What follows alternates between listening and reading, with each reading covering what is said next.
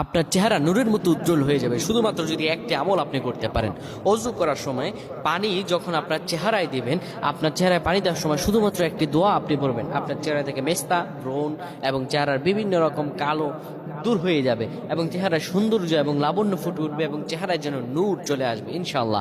অনেকে দেখা যায় সুন্দর কিন্তু দেখতে ভালো লাগে না, কিন্তু অনেকে কালো কিন্তু তারা দেখতেও ভালো লাগে। এটি হচ্ছে আল্লাহ তাআলার পক্ষ থেকে একটি রহম। চেহারা সৌন্দর্য বৃদ্ধি পাওয়া আল্লাহ তাআলা দোয়া কবুল করার মাধ্যম, চেহারা সৌন্দর্য বৃদ্ধি পাওয়া গুনাহ মাফ হয়েছে এটার মাধ্যম। প্রিয় ভাইরা আমার, এটা অত্যন্ত গুরুত্বপূর্ণ আমল, সকলেই করবেন। যখন আপনি অজু করবেন, অজু করার সময় পানিটা যখন চেহারায় দিবেন, ওই পানির মধ্যে 3 বার পরে ফু দিবেন। আল্লাহু নূরুস সামাওয়াতি ওয়াল আরদ, আল্লাহুম্মা ইগফিরলি, আল্লাহু নূরুস সামাওয়াতি ওয়াল আরদ, আল্লাহুম্মা ইগফিরলি। এই দোয়াটি 3 বার পরে সেই পানির মধ্যে ফু দিয়ে পানিটা চেহারার মধ্যে লাগাবেন। আমার আল্লাহ আপনার চেহারার মধ্যে